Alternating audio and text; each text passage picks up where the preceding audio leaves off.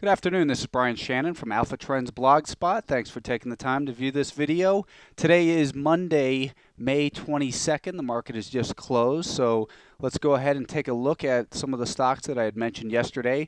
And later on this evening, I'll be back with another video outlining my thoughts for tomorrow and some other ideas that potentially can make us some money. Let's start, of course, with the Qs. That's been our main market that we've been studying here and taking a look at as our proxy for the overall market.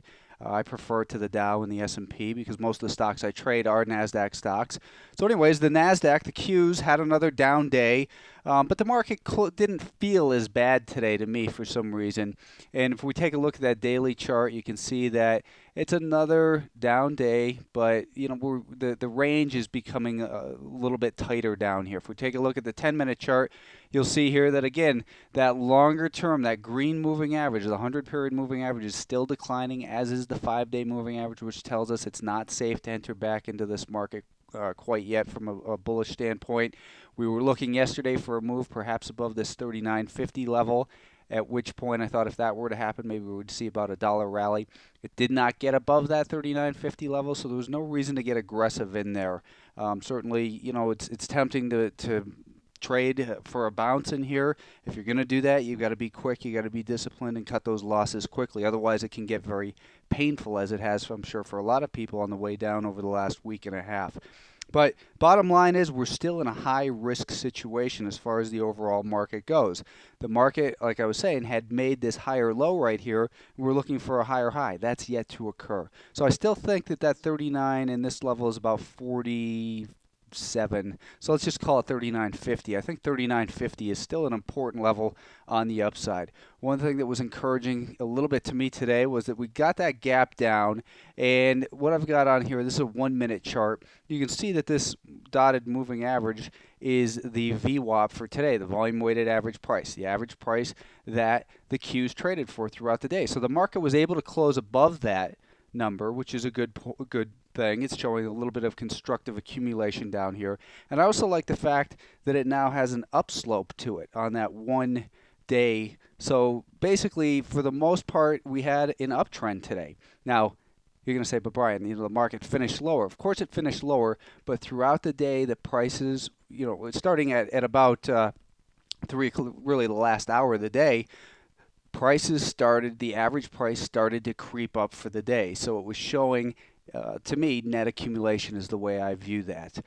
Feedback's always welcome at alphatrends@gmail.com if you disagree with my analysis or just want to drop a line to say hello. So a couple stocks that we had looked at. First of all was BIDU. I'd said BIDU was one of the stronger stocks out there, and it continues to hold up above that 10-day moving average. I was looking for the stock to get above the highs from Friday, at which point I thought perhaps it would be able to continue the uptrend. Let's just back this down a little bit so we can see that a little bit more clearly.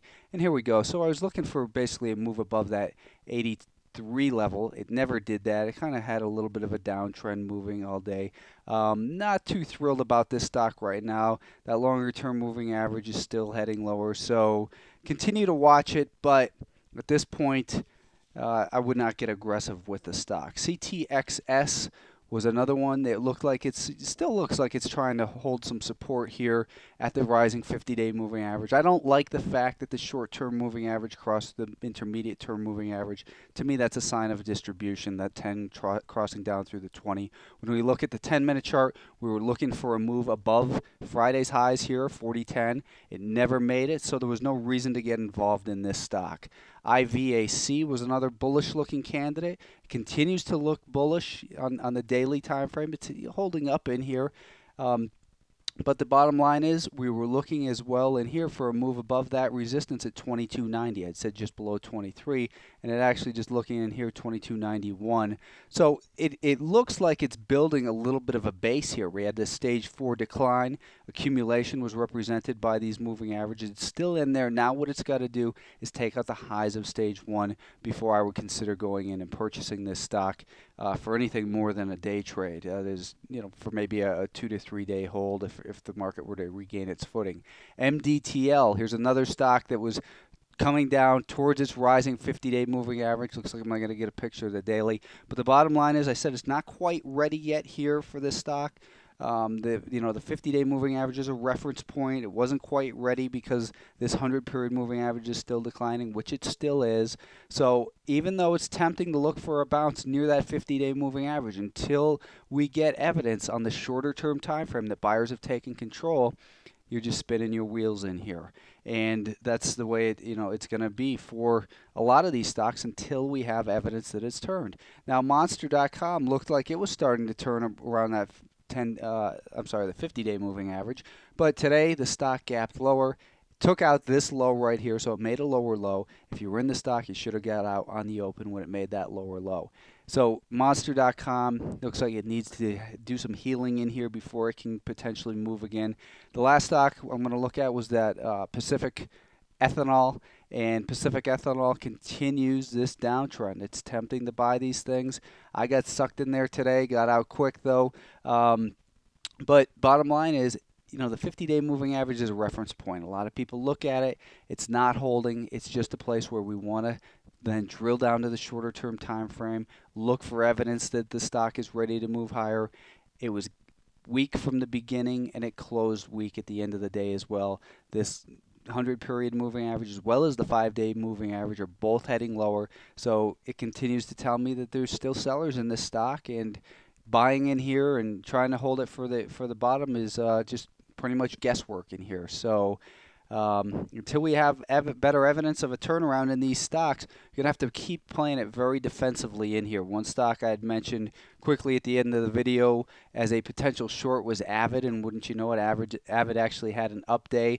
But what I was looking for was a breakdown below the 38 level here on the 10-minute chart. And if we look at the daily time frame, we can see that this stock has had a ton of trouble. It's had a couple gaps based off of earnings, and even longer term picture, it looks like breaking down below that 38 level could be maybe the beginning of a move down towards the mid-20s, lower 20s. We'll see. It seems like a pretty aggressive call right now.